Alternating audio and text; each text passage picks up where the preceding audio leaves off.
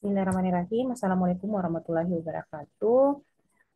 Alhamdulillah pada kesempatan kali ini kita akan membahas terkait dengan eh, gizi dan kesehatan mental. Jadi bagaimana kesehatan mental ini dipengaruhi oleh gizi? Ada nggak sih hubungan antara status gizi dengan kesehatan mental? Apakah makanan punya pengaruh terhadap kesehatan mental kita? Dan bagaimana interaksi antara gizi, sistem saraf, dan kemudian akan berdampak kepada kondisi mental kita. Jadi sebagai manusia, kita bukan hanya sebagai makhluk biologis, di mana tubuh kita tersusun atas sel dan sistem imunologi. Tetapi manusia juga tersusun atas sistem psikologi dan sistem sosial. Di mana pada kondisi biologis dan kondisi psikososial serta psikologi ini saling berinteraksi satu sama lain. Karena itu, dengan kita memahami bagaimana gizi punya peranan terhadap kesehatan mental menjadi sesuatu yang sangat penting. Bahwa apa yang kita makan ini akan berpengaruh terhadap apa yang kita rasakan. Begitupun sebaliknya, apa yang kita rasakan, di mana kadang-kadang membuat kita merasa tidak nyaman atau kondisi stres, ini sangat berdampak pada pola makan kita. Jadi, kita akan mempelajari hal ini, bagaimana interaksi gizi dan kesehatan mental. Oke, kita coba lihat. Jadi, pada kesempatan ini, kita akan mempelajari beberapa kondisi kesehatan mental dan gizi. Yang pertama, kita akan membahas mengenai masalah mental yang ada di dunia. Kenapa sih semakin di era saat ini kita membahas masalah ini atau terkait mental health? Apakah ini menjadi suatu masalah yang serius atau atau malah bukan sesuatu yang tidak perlu untuk kita besar-besarkan untuk kita kaji? Dan kita juga akan kita akan juga pelajari ya bagaimana antara interaksi dari gizi dan kondisi otak kita. Bagaimana zat gizi atau beberapa zat gizi baik itu makro maupun mikro ini mempengaruhi sistem saraf kita. Dan juga bagaimana kondisi ini bisa berdampak pada status gizi. Apakah ada interaksinya atau tidak. Pada kajian ini kita juga akan mempelajari bagaimana waktu makan mempengaruhi perubahan sistem yang ada di dalam tubuh kita. Kondisi ya, seperti intermittent fasting yang biasa kita kenal, ini juga mempunyai peranan terhadap kondisi otak kita atau sistem saraf kita. Dan beberapa eh, beberapa kajian atau studi sudah menjelaskan apakah intermittent fasting ini dapat mempengaruhi kondisi kejiwaan kita atau tidak. Dan yang terakhir, dalam kajian ini kita akan mempelajari koneksi antara saluran pencernaan dengan otak kita. Apakah ada hubungannya atau tidak? Apakah saluran cerna bisa mempengaruhi kondisi saluran cerna kita? Bagaimana dengan mekanismenya? Dan hal-hal ini yang akan kita pelajari dalam pertemuan kali ini. Jadi, bagaimana peranan gizi punya peranan terhadap mental health. Bagaimana apa yang kita makan mempengaruhi bagaimana kita punya perasaan, bagaimana kita punya mood itu ya kan mempengaruhi enggak dari masalah ini. Dan bagaimana gizi membuat kita merasa senang, membuat kita sedih, atau sebaliknya, atau malah kebalikannya dengan perasaan yang stres, sedih, atau kecemasan punya kecenderungan untuk mempengaruhi bagaimana model kita makan. Dan hal-hal ini yang akan kita pelajari lebih lanjut terkait dengan gizi dan kesehatan mental. Oke, saya coba masuk di gambaran mengapa kesehatan mental itu begitu penting.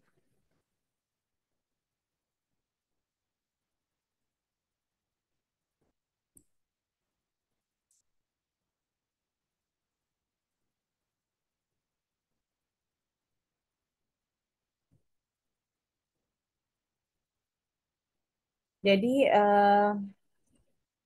mental health yang ada di dunia. Kesehatan mental ini seringkali menjadi sesuatu topik yang sangat menjadi apa ya, menjadi stigmatisasi.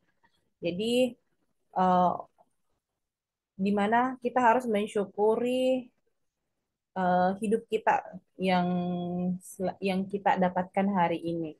Jadi pikiran kita mengungkap bahwa apakah hidup yang kita jalani ini tidak kita syukuri dengan keadaan yang kita terima hari ini atau bagaimana. Jadi ada beragam faktor yang bisa mempengaruhi kesehatan mental kita. Dan semakin ke sini, semakin banyak orang yang bermasalah atau struggling dengan kesehatan mental mereka. Dan sebenarnya ini bukan hal yang sepele jika kita pikirkan lebih mendalam.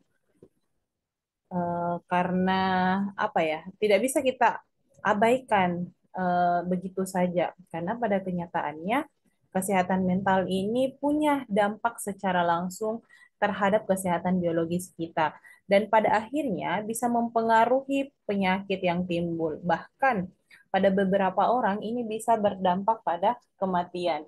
Karena itu, memiliki kesehatan mental yang optimal itu sangat penting bagi kesehatan tubuh kita. Jadi dalam secara global atau mendunia, masalah mental ini menjadi sesuatu yang perlu diprioritaskan karena banyak orang yang mengalami masalah mental health sehingga perlu pencegahan dan penanganan kepada kesehatan mental ini. Jadi seberapa parah sih kesehatan mental ini secara global? Nah, kita lihat bahwa ternyata eh, diperkirakan terdapat 300 juta. Nah, bisa kita bayangkan ada 300 juta orang yang mengalami depresi dan ada 260 juta orang yang mengalami kecemasan. Jadi eh, kesehatan mental ini atau kecemasan ini bukan hal sepele dan ini dialami oleh banyak orang yang terbukti dengan banyaknya kasus yang muncul. Eh, dan ini terjadi di seluruh dunia. Jadi ketika ada orang yang merasa kesehatan mental, jadi ini bukan masalah individu yang terjadi pada orang tersebut. Jadi diperkirakan ada ratusan orang di dunia yang mengalami depresi atau mengalami kecemasan.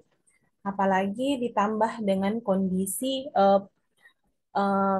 yang sudah kita alami yang kemarin di mana kita bertahun-tahun di apa ya merasa cemas atas kondisi COVID yang kemarin. Nah, itu kan membuat kesehatan mental kita agak down ya, di mana pandemi ini sangat berdampak terhadap kesehatan mental kita. Jadi banyak sekali laporan yang menunjukkan bahwa selama menjalani lockdown kemarin atau selama berada di rumah, ini banyak sekali orang yang mengalami kesehatan mental. Belum lagi ketika orang tersebut apa ya waktu diminta untuk keluar rumah dan melakukan aktivitas. Nah, itu sangat mempengaruhi kejiwaan kita dan kecemasan yang muncul dengan berbagai berita yang eh, sudah tidak tertandingi lagi, berita yang membuat kita semakin apa ya, semakin waspada, semakin cemas itu menambah eh, pemikiran kita menjadi beban. Eh, Ditambah setelah apa ya kita ditimpa kasus COVID ini ada lagi masalah baru, adanya inflasi, adanya perang dan kondisi ini yang ikut berpengaruh terhadap kondisi ekonomi global di mana juga berdampak pada setiap individu.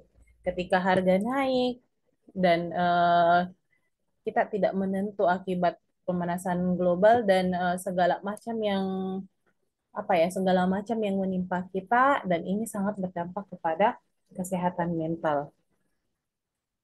Jadi ini menjadi sebuah masalah yang perlu kita tangani secara bersama. Bagaimana kita menjaga supaya kita memiliki kesehatan mental yang baik dan kita bisa menghindari atau mencegah kondisi depresi atau kecemasan. Jadi mempelajari terkait dengan kesehatan mental ini sangat penting ya. Seperti saya sampaikan bahwa masalah terkait dengan kesehatan mental itu tidak hanya berpusat pada keadaan psikologis kita, tetapi punya dampak yang sangat besar terhadap keadaan biologis tubuh kita. Jadi beberapa studi menunjukkan bahwa kondisi stres, kondisi cemas itu memiliki dampak yang besar terhadap kita punya kesehatan secara biologis. Misalnya bisa berdampak pada peningkatan resiko penyakit kardiovaskuler, penyakit jantung, penyakit stroke, dan kesehatan kondisi yang lain. Jadi kesehatan mental yang buruk ini juga akan mengalami masalah yang mental lebih lanjut.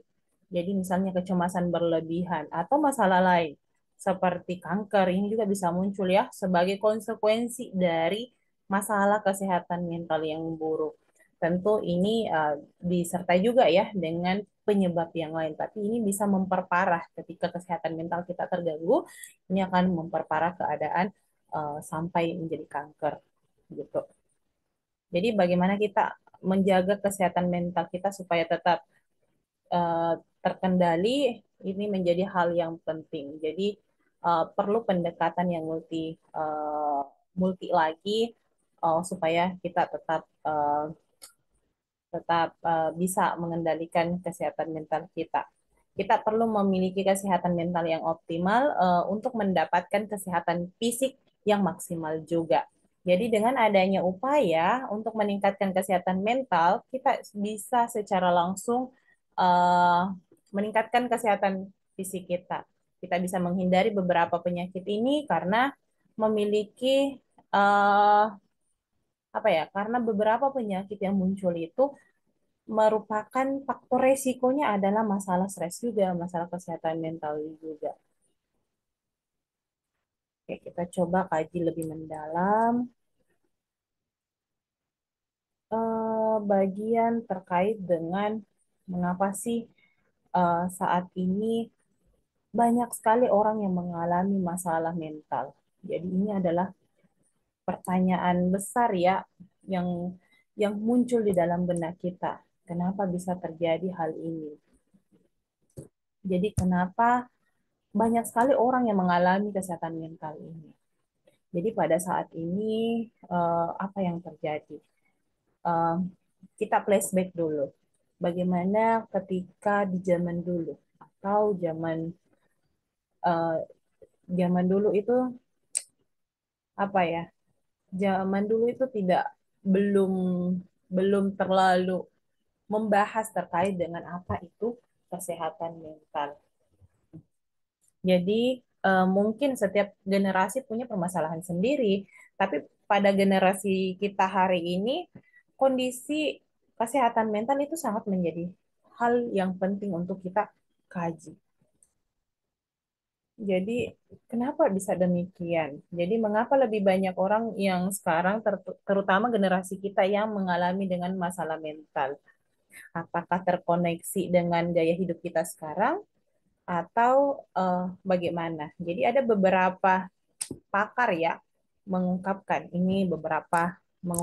bahwa seperti ini. Jadi prinsipnya bahwa ternyata manusia pada dasarnya itu adalah makhluk biologis. Kita itu tersusun atas diri kita adalah makhluk biologis. Sebagai makhluk yang tinggal di muka bumi ini, kita juga punya sifat dan fungsi tertentu. Manusia sejak ribuan tahun yang lalu memiliki struktur dan sistem yang tidak banyak berubah.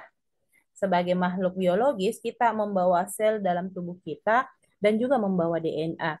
Tetapi selain dari makhluk biologis, manusia juga adalah makhluk sosial dan makhluk psikologis. Artinya kita tidak hanya bekerja dengan sistem biologis, kita juga bekerja dengan sistem psikologis atau sosial. Dengan adanya kondisi ini, perubahan yang terjadi pada struktur sosial ini bisa berdampak pada kondisi biologis kita. Jadi mengapa perubahan tersebut bisa terjadi?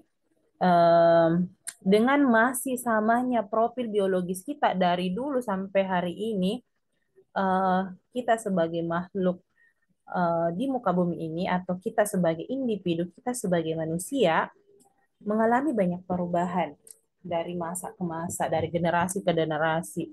Jadi ceritanya gini, dari masa ke masa itu ada perubahan. Tapi secara individu manusia hari ini mengalami apa ya perubahan. Nah, kita coba lihat bagaimana koneksi antara manusia zaman dulu, zaman purba dengan manusia hari ini yang hidup sebagai makhluk industrialis. Jadi kita punya baik dari zaman lampau hingga zaman generasi A, generasi Z, kita manusia itu punya sistem biologis yang sama. Tidak ada perubahan secara gen, DNA, maupun secara biologis struktur tubuh kita itu tidak ada perbedaannya. Di mana pada zaman dahulu itu kan kita tahu bahwa mereka itu adalah zaman yang banyak bergerak. Mereka mengumpulkan makanan dari berburu eh, dengan mencari makan. Seiring dengan perkembangan sistem yang hari ini, bagaimana kita mengalami pergeseran yang begitu besar. Jadi ini banyak sekali mengalami perubahan. Sebagai makhluk atau manusia yang tinggal di abad 21 ini, di era 4.0, di era saat ini eh, kita mengalami banyak sekali perubahan yang terjadi ya.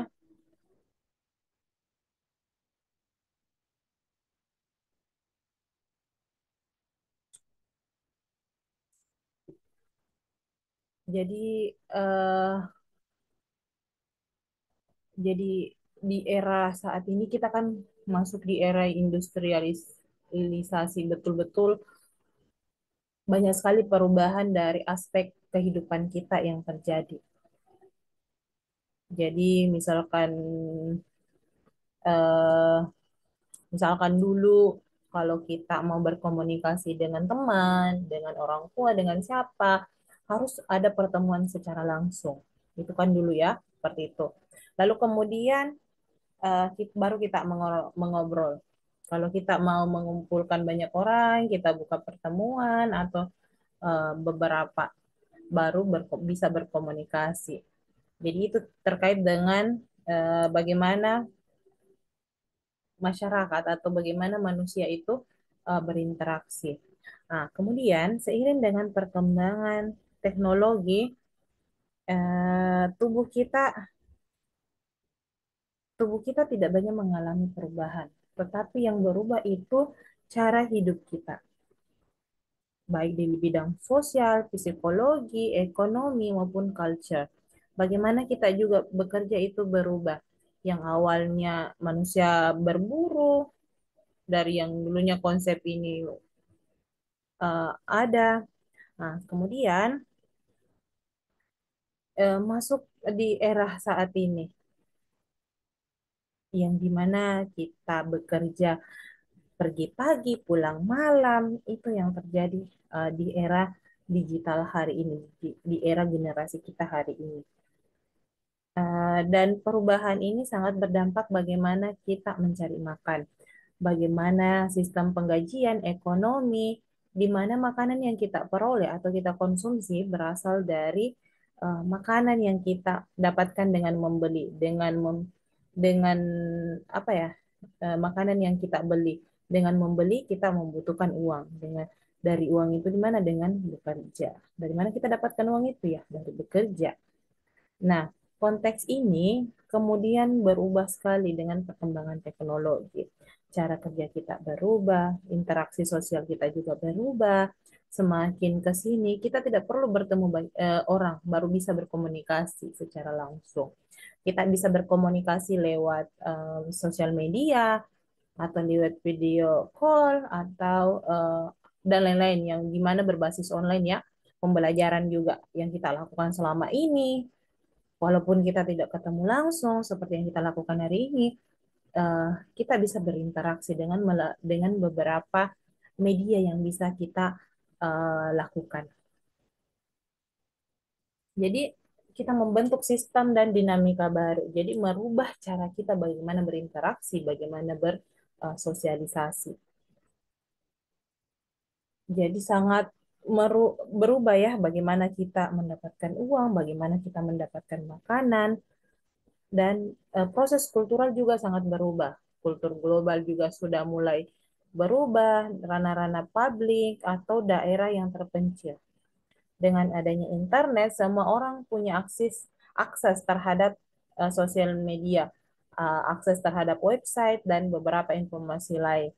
Nah, dan ini kemudian meningkatkan keterpaparan kepada masyarakat terhadap apa yang terjadi di luar sana. Jadi tanpa kita ke negara orang, tanpa kita ke mana gitu, kita sudah tahu informasi apa yang lagi tren saat ini, apa yang menjadi isu yang menjadi pembicaraan dunia hari ini.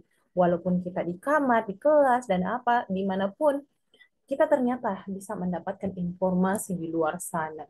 Nah, jadi sangat apa ya, sangat praktis informasi hari ini yang bisa kita dapatkan. Tapi perlu kita ingat bahwa eh, mungkin kita flashback lagi ya, di zaman purba, di zaman dulu itu kan mereka tidak tahu tuh kalau ada yang terjadi sesuatu di luar sana, dia tidak apa ya, dia tidak tahu dengan karena keterbatasan dari sistem informasi dinamika komunikasi yang terjadi hari ini.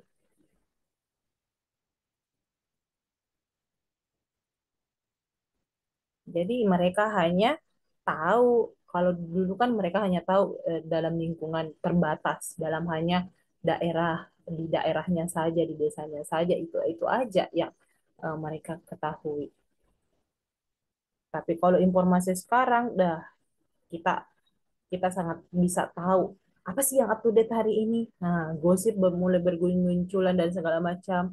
Nah, apa yang terjadi di negara lain, hal-hal buruk atau apa eh, yang yang lagi menjadi tren, yang menjadi viral hari ini. Ini kan gampang sekali kita dapatkan hari ini informasi itu. Ketika ada berita buruk yang masuk, meskipun tidak apa ya, tidak walaupun jaraknya, ceritanya walaupun jarak yang jauh dipandang dan segala macam, tapi tidak membatasi ruang tersebut untuk kita mendapatkan informasi. Dan ternyata ini sangat berdampak kepada kondisi psikologis kita dan sosial kita.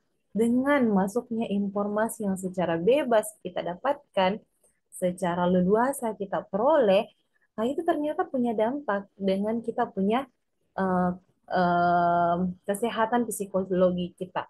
Kondisi psikologi kita sangat berdampak terhadap informasi yang kita dapatkan hari ini. Dan perlu kita diingat bahwa secara biologis, nah ini yang menjadi poin penting. Ketika kondisi psikologi, ekonomi, culture, sosial itu mengalami perubahan, di dalam tubuh manusia itu secara biologisnya itu tidak mengalami banyak perubahan. Walaupun di luar dari tubuh itu banyak sekali perubahan yang terjadi. Tetapi secara biologisnya tidak mengalami perubahan. Jadi kita manusia hari ini, kita punya tantangan yang begitu besar terhadap apa yang kita hadapi hari ini. Kalau kita mendengar eh, sekarang bahwa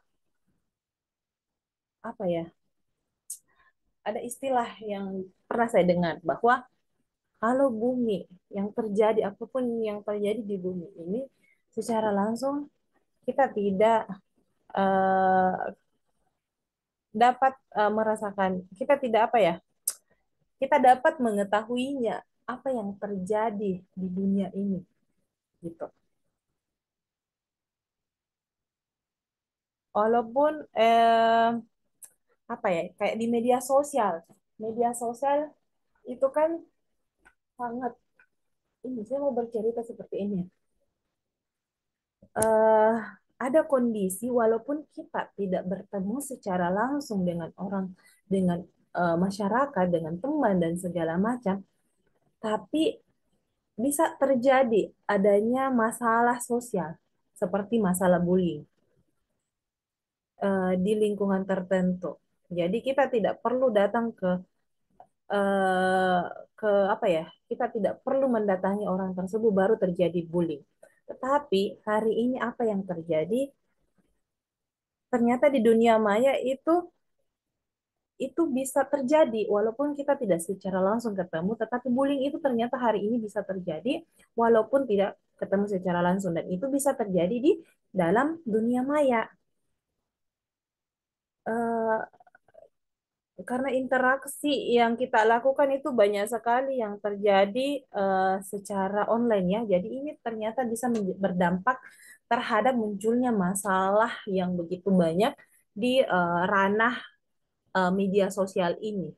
Jadi ada dunia kita sendiri yang menjadi problem di dalam dunia dengan daring seperti saat ini, dengan keterjangkauan kita di luar sana, dengan media internet dan segala macam, itu ternyata juga punya dampak yang begitu besar dengan permasalahan mental kita. Dan masalah ini kan apa ya? Masalah ini tidak pernah dialami oleh generasi sebelum kita, karena dengan beberapa kondisi yang sangat berubah hari ini. Dan ini kemudian sangat berdampak pada kerentanan kita terhadap masalah kesehatan mental. Jadi sekali lagi, karena kondisi biologis kita tidak banyak berubah, tetapi sekarang sudah mengalami banyak perubahan zaman di mana perubahan ini tidak diikuti dengan kesiapan secara biologis, dan ini akan mengantarkan kita kepada masalah kesehatan mental. Dan kondisi kesehatan mental ini kombinasi antara unsur biologis, unsur sosial, dan unsur psikologi. Dan ini punya interaksi yang terjadi secara langsung maupun tidak langsung. Belum lagi, eh, belum lagi, ini permasalahan baru lagi, di mana manusia hari ini atau kita sendiri, kita kan masuk ke generasi yang kategori sedentary activity. Jadi pola makan kita juga banyak mengalami terproses. Dan komponen ini ternyata secara tidak langsung punya dampak terhadap kesehatan mental. Gaya hidup yang berubah, eh, dari yang harusnya aktif, dan kita secara biologis didesain dalam tubuh kita untuk harusnya aktif. Kita memiliki kaki dan tangan yang didesain untuk apa ya? Didesain untuk menggali, berlari, dan sebagainya. Dan kemudian ini tidak banyak kita lakukan, sehingga apa yang terjadi akan ada perubahan yang awalnya perubahan ini secara psikologis, yang tubuh kita yang apa ya, yang tubuh kita hari ini kegiatan kita sedentary, maka secara biologis tubuh kita akan menumpuk lemak dengan gaya hidup sedentary kita. Dan ini akan berdampak pada kondisi psikologis kita. Dan perubahan ini eh, juga berdampak pada apa ya, keadaan industri hari ini, keadaan lingkungan industrialisasi yang hari ini juga berdampak sekali. Bagaimana kita mengakses makanan.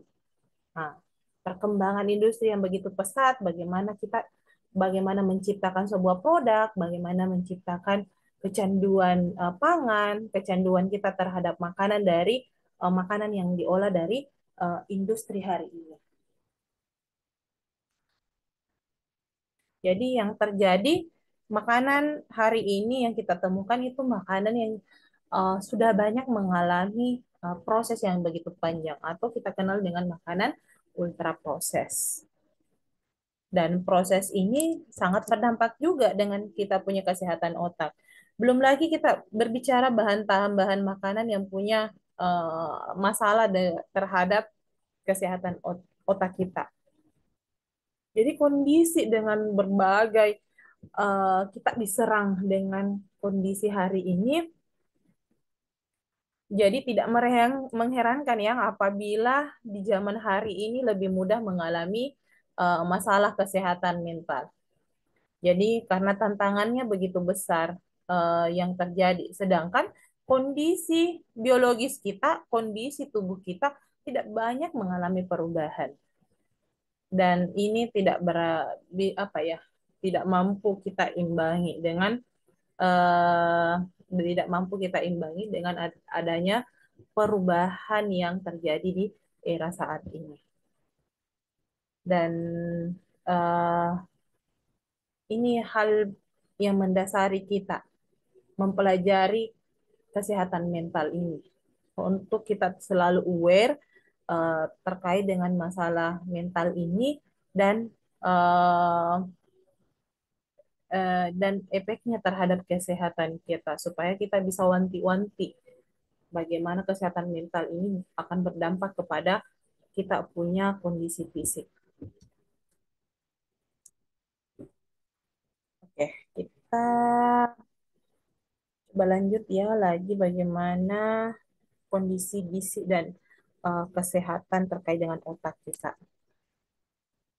Oke, pertanyaan berikutnya, bagaimana gizi punya pengaruh terhadap kesehatan mental? Sebelum kita lebih lanjut membahas mengenai gizi dan kesehatan mental, kita akan sedikit membahas bagaimana peranan gizi terhadap otak. Nah, ini akan kita bahas lebih awal, lebih dahulu dulu bagaimana gizi dan otak kita. Karena otak ini secara langsung mengendalikan kondisi psikologis kita. Jadi tidak mengherankan ada jenis obat yang secara langsung langsung di apa ya, langsung memberikan respon terhadap otak.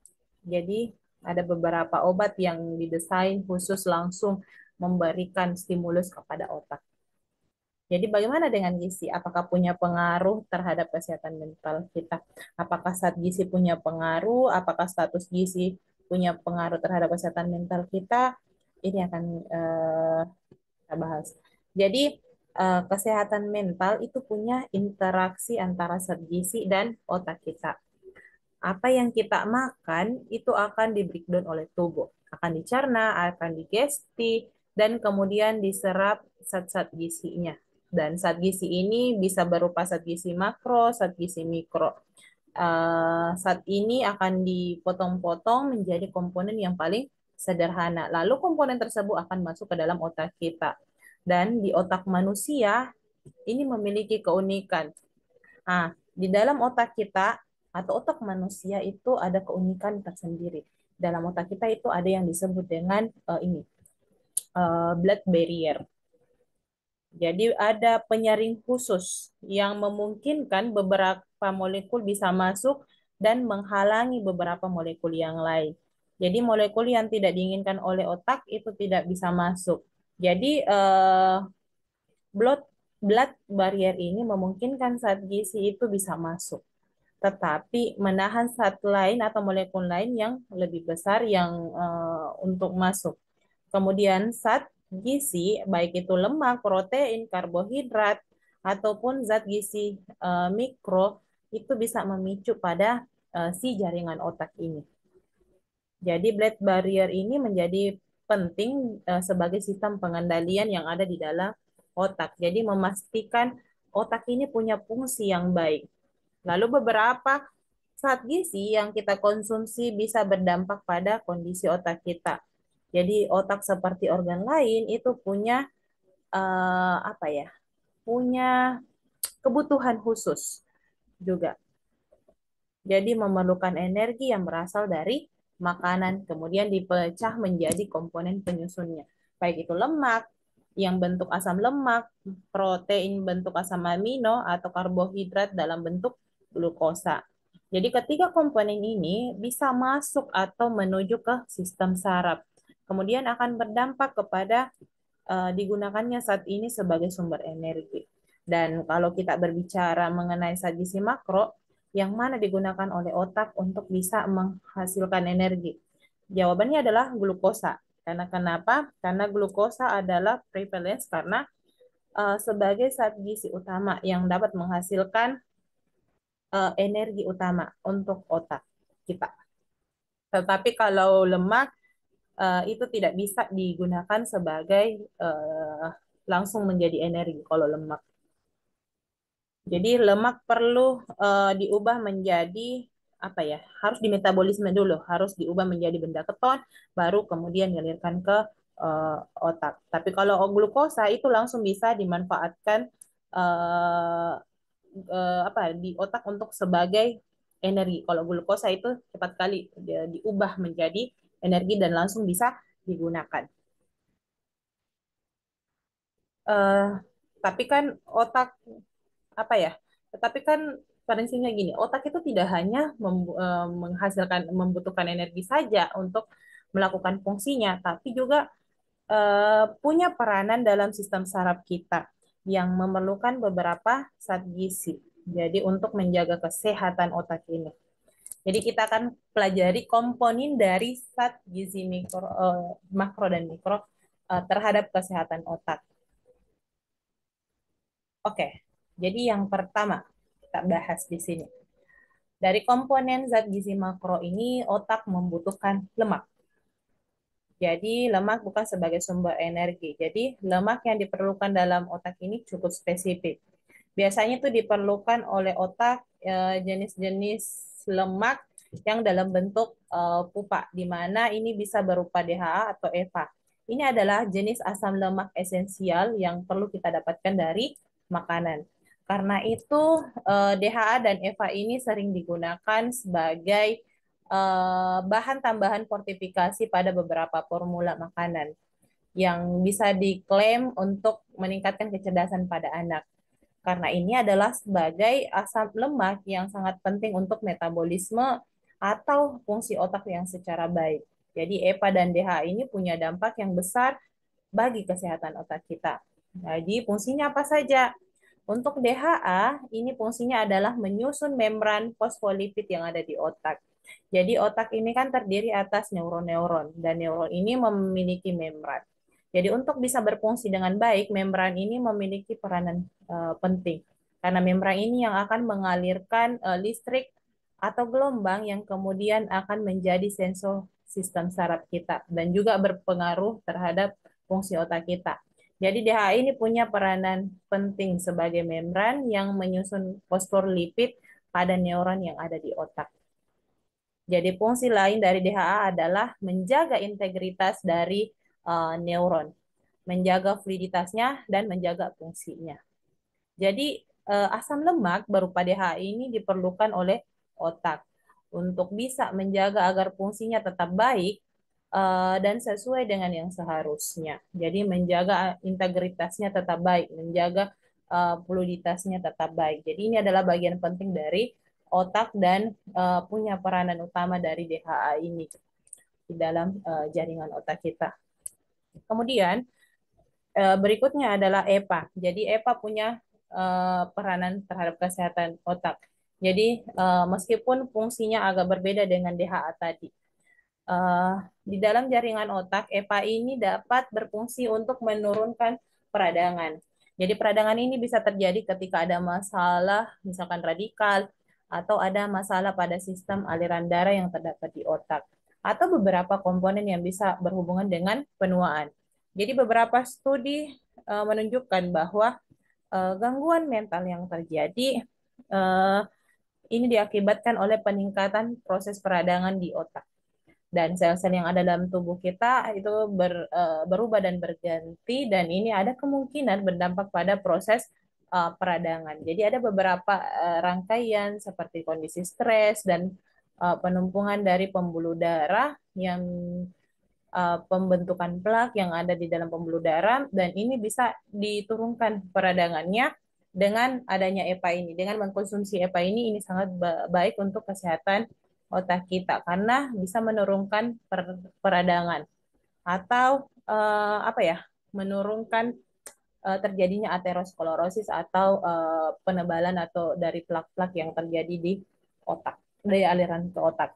Jadi di dalam pembuluh darah bisa terjadi aliran darah di otak dan sebagai konsekuensi dari peningkatan peradangan di pembuluh darah dan menarik banyak sistem yang ada di dalamnya. Jadi EPA ini berdampak terhadap penurunan peradangan tersebut. Jadi EPA juga punya peranan terhadap memperbaiki metabolisme di otak. Dan metabolisme ini sangat penting karena ini sangat penting bagaimana bisa meregulasi dirinya sendiri dan bagaimana menggunakan energinya untuk menghasilkan energinya. Itu ya untuk DHA dan EPA. Kemudian kita masuk di zat gizi makro yang kedua. Zat gizi makro yang kedua yaitu protein. Nah, jadi protein ini. Jadi sel lain asam lemak ada molekul lain atau zat gizi lain yang punya peranan terhadap kesehatan otak. Dan zat gizi inilah yang disebut dengan protein. Jadi mungkin protein tidak digunakan sebagai sumber energi, tetapi protein dalam fungsinya yaitu triptopan, glisin, dan L-ornitin ini punya peranan bagi kesehatan otak kita. Apa saja peranannya? Kita coba lihat. Jadi ketiga asam amino ini yaitu triptopan, glisin, dan L-ornitin ini punya dampak terhadap kita punya kualitas tidur. Jadi tiga komponen ini dia punya peranan terhadap kualitas tidur kita. Dan ini sangat penting karena proses tidur adalah bagian yang penting untuk kesehatan yang optimal. Dengan tidur kita dapat meningkatkan regenerasi tubuh. Jadi bisa menjadi lebih fit, lebih sehat. Nah, untuk saat ini kasus terkait dengan masalah tidur itu kan seperti insomnia. Nah, insomnia ini sangat berdampak uh, terhadap apa ya? Insomnia ini sangat berdampak kepada kesehatan mental orang tersebut. Dan supaya apa ya? Supaya kita tetap fresh dan menurunkan masalah lain, jadi kita harus menjaga kita punya kualitas tidur. Oke, dengan adanya asupan protein yang baik dengan asam amino yang tepat agar kita bisa menjaga siklus tidur kita supaya tetap terkendali. Jadi fungsinya apa saja? Jadi eh, triptopan. Jadi triptopan ini bisa digunakan untuk menghasilkan neurotransmitter. Neurotransmitter ini adalah sinyal yang muncul antar sistem neuron, di mana berfungsi untuk memberikan sinyal antara satu dengan yang lainnya, sehingga sinyalnya lebih seragam dan memiliki efek lebih langsung. Dan triptopan ini bisa menghasilkan neurotransmitter yang seperti melatonin dan serotonin. Ini adalah penyusunnya atau prekursornya. Dan melatonin dan serotonin ini punya peranan terhadap kualitas kita. Kalau melatonin ini meningkat di malam hari, si melatonin yang akan membuat kita merasa mengantuk di malam hari dan ini uh, punya peranan terhadap kualitas tidur kita nantinya. Jadi kita membayangkan di luar sana banyak orang kan yang kesusahan tuh uh, uh, kesusahan untuk bisa tertidur dengan bisa tertidur dengan lelap atau malah insomnia. Jadi punya kualitas tidur yang baik itu adalah sebuah kenikmatan tersendiri di mana ini kadang-kadang kalau kita tidak mengalami insomnia kita tidak pernah syukuri. Padahal ini adalah sebuah kesyukuran kalau kita bisa tertidur dengan enak kalau malam hari, bisa tertidur dengan lelap di malam hari. Dan ini sangat menjadi penting ketika di pagi hari ya. Kalau kita tertidur dengan baik di malam hari, ini akan menjadi penentu kita di pagi hari. Kondisi kita di pagi hari akan ditentukan oleh kualitas tidur kita di malam harinya. Jadi mampu menghasilkan melatonin yang baik ini adalah kunci terhadap kesehatan tidur yang baik dan kesehatan mental yang baik. Jadi tidak heran kalau di luar sana menggunakan suplemen melatonin. Banyak orang yang menggunakan suplemen melatonin dari luar. untuk membantu mereka tidur. Tetapi sebenarnya apa ya? Sebenarnya secara alami tubuh kita itu sudah bisa menghasilkan melatonin yang dalam tubuh kita sendiri sehingga membuat siklus ngantuk atau terjaga dalam tubuh kita. Melatonin dan serotonin ini uh, bisa membantu kita dan yang dihasilkan oleh si triptopan sendiri. Oke, oke, ini yang kedua yaitu glisin.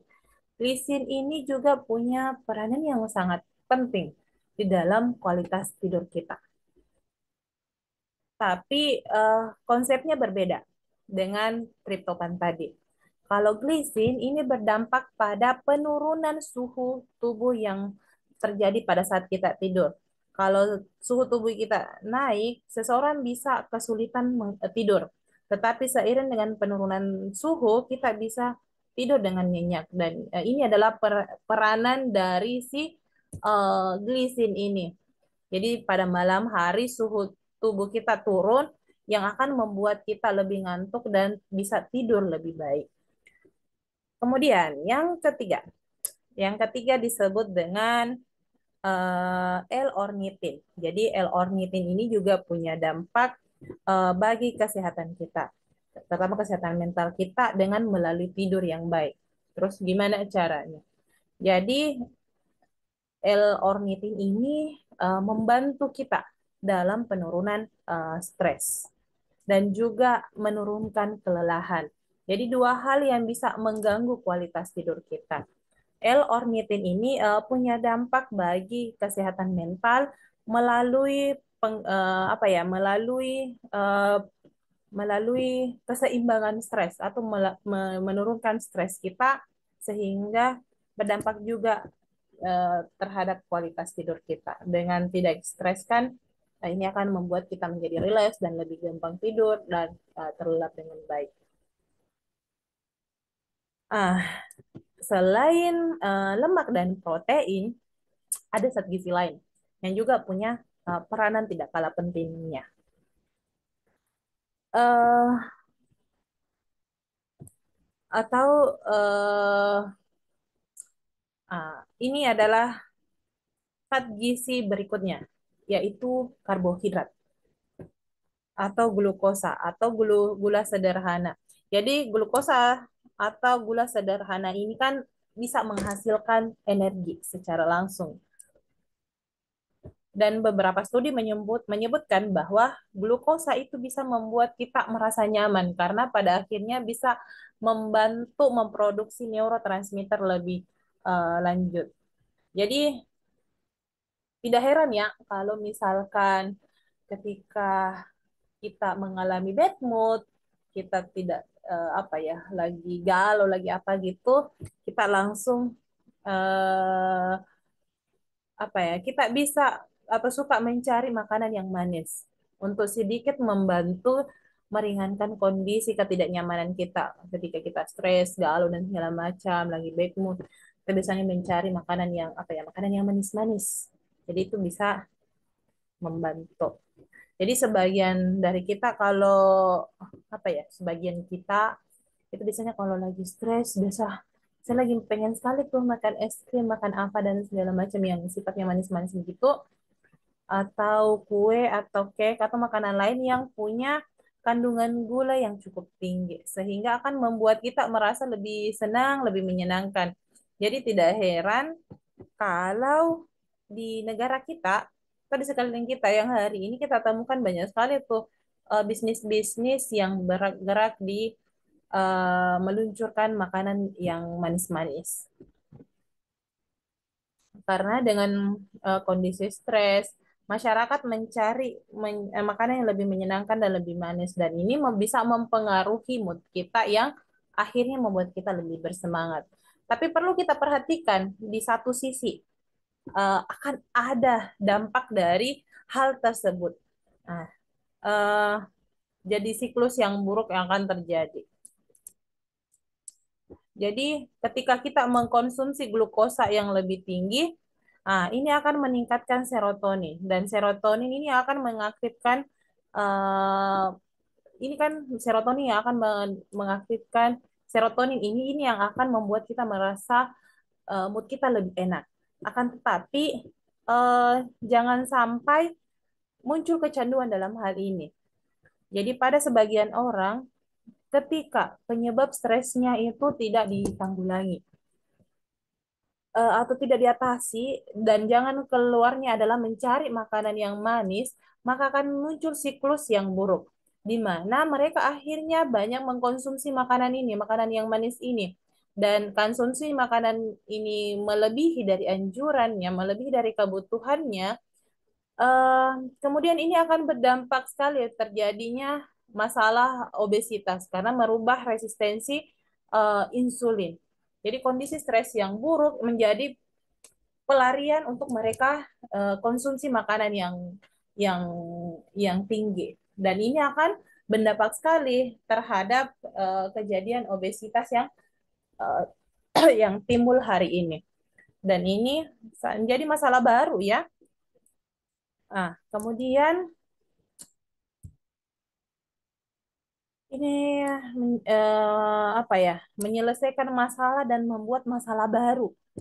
Nah, karena pada hakikatnya sebenarnya kalau kita punya masalah, diselesaikan masalahnya, bukan untuk mencari ketenangan sesaat dengan mencari makanan yang bisa menenangkan sesaat. Dan ini kalau berlangsung lama, inilah yang akan memunculkan kecanduan pada diri kita dengan mengkonsumsi makanan yang tinggi gula, terutama gula sederhana yang nantinya akan meningkatkan peradangan pada otak kita.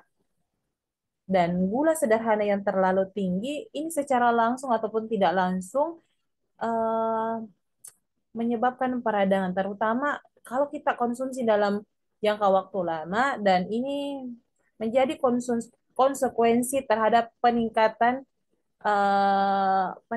kadar gula darah kita dan ini akan menyebabkan insulin kita juga akan bermasalah karena apa ya, sistem kestabilan dalam tubuh dalam mengendalikan gula ini eh, akan terganggu. Karena kenapa? Gula yang terlalu banyak di dalam tubuh kita akan menimbulkan atau membentuk suatu molekul yang disebut dengan Ag.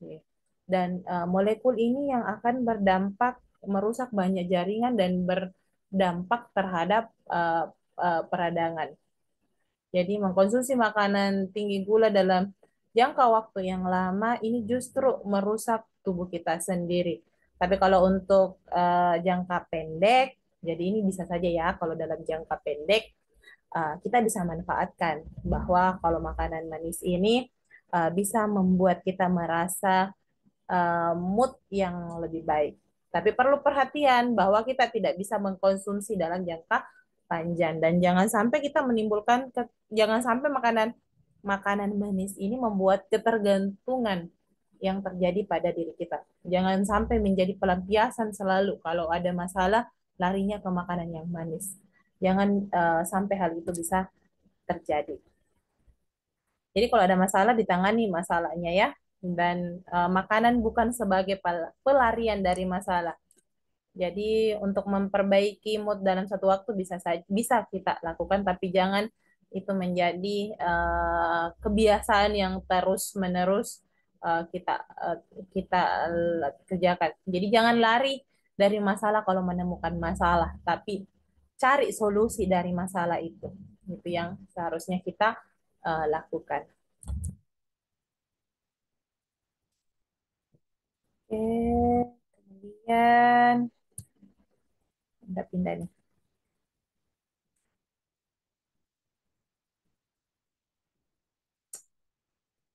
Oke, kita masuk di zat gizi yang lain, yaitu mikronutriennya. Jadi selain zat gizi makro, ada zat gizi lain yang punya peranan bagi kesehatan mental, yaitu adalah vitamin B. Jadi vitamin B adalah jenis vitamin yang punya peranan penting bagi sistem saraf kita. Jadi vitamin B ini dikenal sebagai koenzim yang punya peranan untuk mengendalikan metabolisme energi. Jadi vitamin B punya peranan terhadap sistem saraf kita.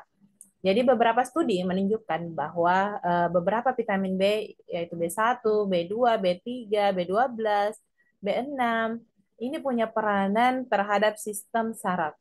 Vitamin B dapat meningkatkan fungsi kognitif kita dan menjaga memori kita agar lebih baik.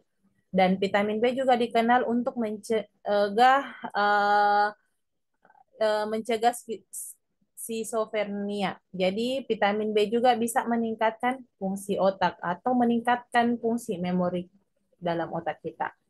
Dan ini alasan kenapa kemudian beberapa suplemen, terutama suplemen saraf, ini menggunakan vitamin B sebagai salah satu zat yang ditambahkan dalam suplemen tersebut.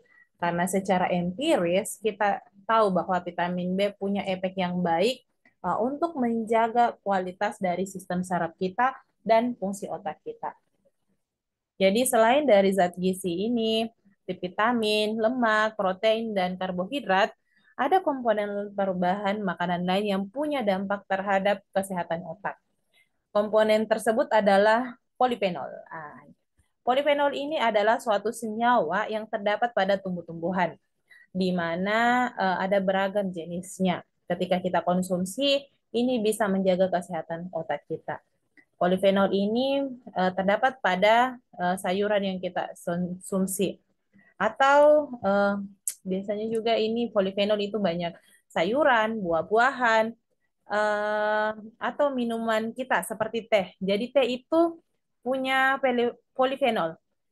Jadi teh itu juga punya zat yang dikandung yaitu polifenol atau pada serelia terutama yang full green ya. Jadi kaya akan polifenol. Jadi polifenol ini ketika kita konsumsi akan diserap, itu akan masuk ke dalam sistem tubuh kita dan ini akan menjaga kesehatan otak kita tetap optimal. Jadi beberapa polifenol itu dikenal sebagai antioksidan atau mencegah oksidasi. Jadi kerusakan yang terjadi karena radikal bebas uh, bisa dicegah oleh si polifenol ini. Polifenol juga dikenal sebagai anti peradangan. Jadi kombinasi antara antioksidan dan anti peradangan, di mana hal ini punya peranan yang sangat baik untuk sistem saraf atau kesehatan otak kita, di mana banyak sekali bahan pangan yang ada itu punya kandungan polifenol dan polifenol ini sangat baik ya untuk kita menjaga kualitas otak kita dengan baik. Oke, yang berikutnya, bagaimana jam makan? Jam makan ada kaitannya dengan perubahan hormon enggak? Nah, ini akan kita kaitkan dengan yang namanya biasanya kita kaitkan dengan apa ya, intermittent fasting. Jadi selain apa yang kita makan, waktu makan juga ternyata punya peranan terhadap kesehatan mental, di mana ada kaitannya dengan perubahan hormonal. Jadi beberapa studi menyebutkan bahwa ternyata intermittent fasting itu adalah salah satu cara untuk mengendalikan kita punya jam makan. Dan ini sangat berpengaruh terhadap kesehatan mental. Jadi bagaimana di dalam tubuh kita. Di dalam tubuh kita itu ternyata ada satu molekul yang disebut dengan brain derived neurotrophic factor atau disebut dengan BDNF. Jadi BDNF ini punya peranan dalam sistem saraf kita karena dia akan memodulasi neurotransmitter. Jadi sinyal-sinyal yang keluar dari sistem saraf kita yang mengendalikan respon kita terhadap sesuatu. Jadi ini yang mengendalikan kita dalam merespon sesuatu kalau ada stimulus dari luar. Jadi untuk menjaga sistem neuron kita untuk bisa bertahan dengan baik atau bertumbuh dengan baik. Ini juga peranan dari BDNF. Jadi BDNF ini juga punya peranan terhadap pertumbuhan dari otak kita. atau menjaga elastisitas dari otak kita. Jadi BDNF ini sebagai molekul yang punya peranan terhadap kesehatan otak kita. Jadi apa yang terjadi pada kondisi intermittent fasting? Jadi mengendalikan jam makan kita melalui intermittent fasting itu punya kemampuan untuk mempengaruhi yang namanya BDNF ini. Eh, jadi BDNF ini bisa meningkat ketika seseorang menjalani yang namanya intermittent fasting. Artinya, ketika kita mengatur pola makan atau kita apa ya, bukan terus-terusan makan, kita menjaga pola makan kita, eh, ada jendela makan tertentu yang kita atur, ini bisa meningkatkan si BDNF ini. Jadi BDNF ini yang meningkat, ini punya dampak atau punya peranan terhadap komponen yang terjadi di dalam otak kita. Ini bisa meningkatkan yang namanya neurogenesis, pembentukan neuron baru, dan juga meningkatkan plastisitas sistem sinap dan meningkatkan neuronal resisten terhadap terjadinya sebuah kerusakan atau penyakit. Jadi neuron kita bisa apa ya? Bisa resisten dalam mengendalikan atau bisa kuat beradaptasi dengan tekanan yang muncul atau penyakit yang muncul, baik itu stres atau sifatnya injury. Dan ini kemudian sangat penting untuk kita miliki. Jadi memiliki BDNF yang baik eh, itu menjadi sangat penting. Dan eh, pertanyaannya, kenapa sih kita harus meningkatkan BDNF ini atau menjaga agar BDNF ini tetap baik atau kadarnya tetap tinggi? Dan bagaimana mekanismenya? Jadi BDNF ini diketahui punya peranan terhadap sistem apa ya? Punya peranan terhadap sistem biologis kita. Ah, ketika seseorang punya apa ya?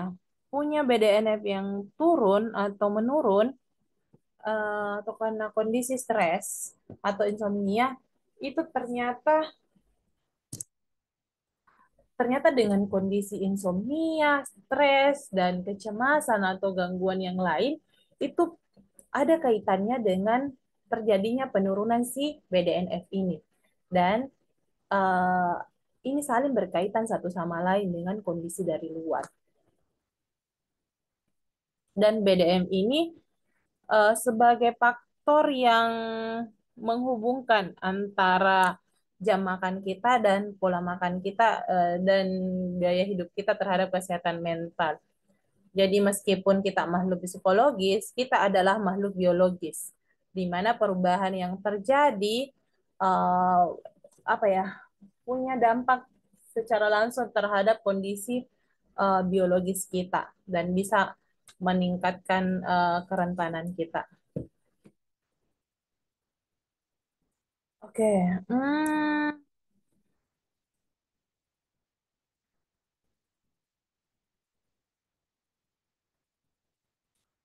selanjutnya yang terakhir bagaimana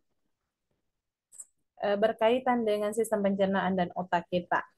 Jadi komponen terakhir ini kita akan membahas terkait dengan gut-brain axis atau koneksi antara pencernaan dan otak kita. Jadi ternyata si pencernaan dan otak kita itu dia punya keterikatan, dia punya hubungan yang terikat, dia punya hubungan yang saling berkesinambungan antara si pencernaan dan si otak ini. Jadi ini adalah sistem yang memang dari alam yang kita miliki saling terkoneksi. Saluran pencernaan kita mempengaruhi kondisi yang ada di otak kita dan otak kita juga mempengaruhi kondisi saluran pencernaan kita. Jadi eh, ada kondisi. Jadi ada kondisi biasa kalau kita dalam keadaan tegang, keadaan nervous, itu bisa mempengaruhi kondisi pencernaan kita. Eh, atau beberapa kondisi tertentu membuat kita kadang biasa memual atau apa ya. Karena memang ini ada koneksi antara si otak dan si pencernaan ini. Begitupun sebaliknya, si pencernaan ini bisa mempengaruhi otak. Ketika kita makan atau merasa kenyang, sensasi yang ada di perut itu bisa sampai di otak. Apa yang kita makan itu bisa dirasakan oleh si otak. Seperti apa ya? Sensornya itu kan adalah panca indera, seperti di lidah itu akan merasakan kenikmatan. Jadi ada sensor yang ada dalam pencernaan yang membuat kita apa ya? Ada sensor yang kayak kalau kita kenyang, ini akan memerintahkan ke otak kita untuk berhenti makan. Jadi saling punya peranan masing-masing. Oke, bagaimana interaksinya atau peranannya? Di dalam tubuh kita itu kan kita dihinggapi oleh mikrobiota yang banyak. Jadi mikrobiota ini paling ada di dalam kulit kita, rongga kita, termasuk ada di saluran cerna. Jadi saluran pencernaan manusia itu dihinggapi oleh bakteria.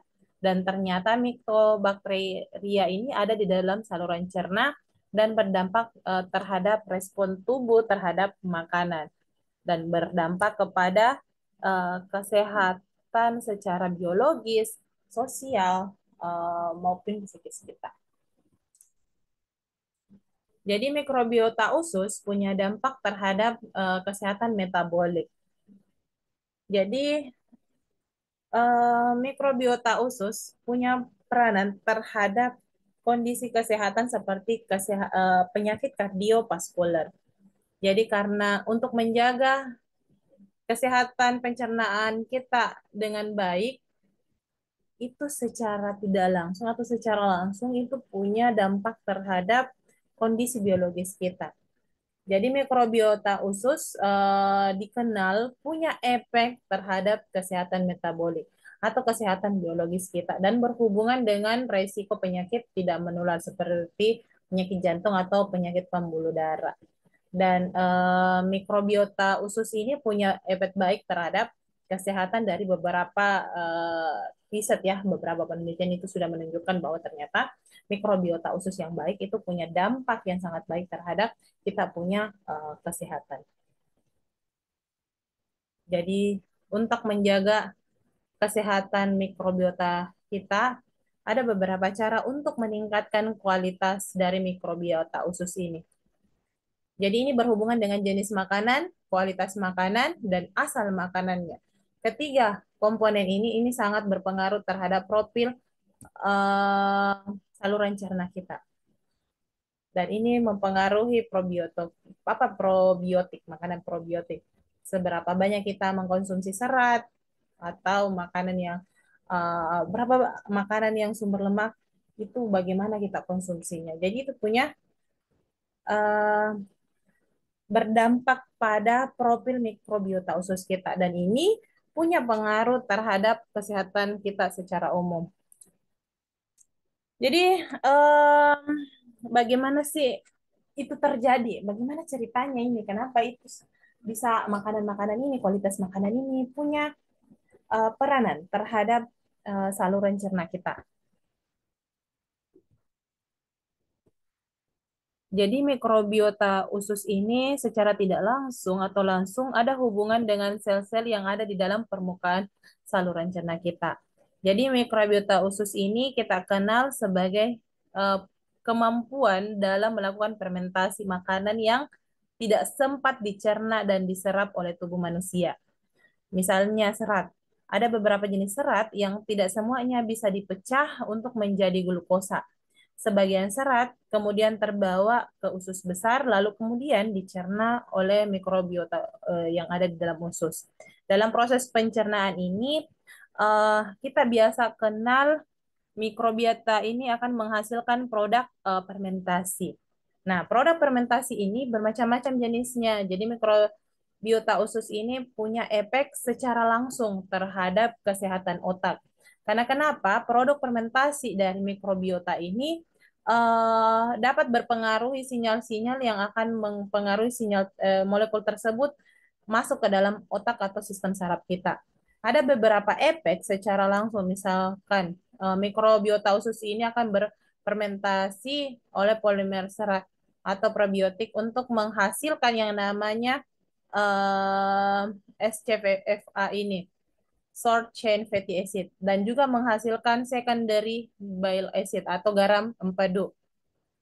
Eh, Kemudian si mikrobiota ini menghasilkan metabolit triptopan sebagai hasil akhir dari metabolismenya atau mempengaruhi folat di mana akhirnya meningkatkan produksi GABA yaitu gamma aminobutyric acid. Jadi molekul ini kemudian akan masuk ke dalam darah dan menuju ke seluruh tubuh kita. Salah satunya dia bisa ke jaringan otak dan kemudian berdampak kepada metabolisme yang ada di dalam otak.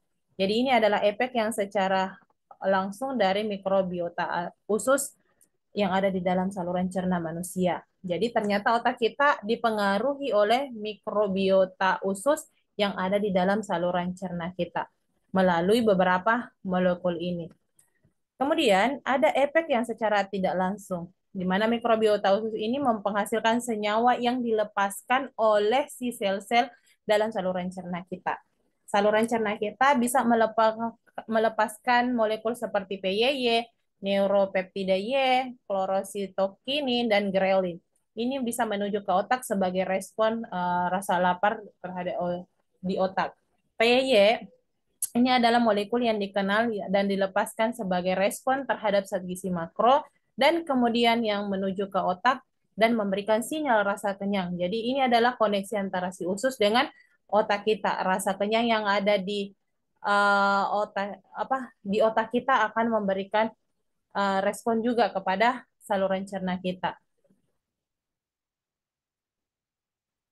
Jadi grelin juga punya peranan ya, bagaimana memberikan rasa lapar ke otak. Jadi dia memberikan sinyal ke otak eh, untuk merasa lapar dan akan direspon oleh si usus kita.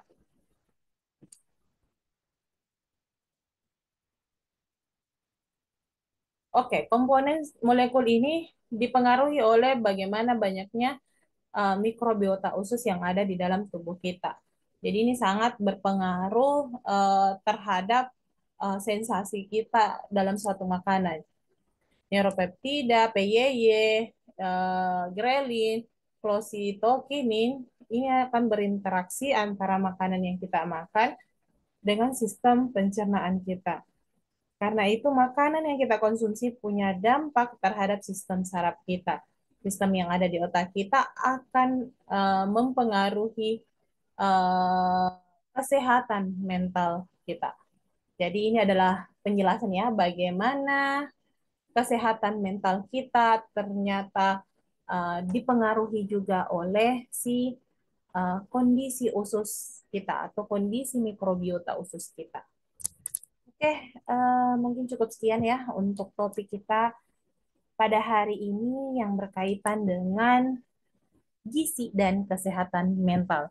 Saya berharap apa yang saya sampaikan ini punya manfaat yang besar terhadap kita aware terhadap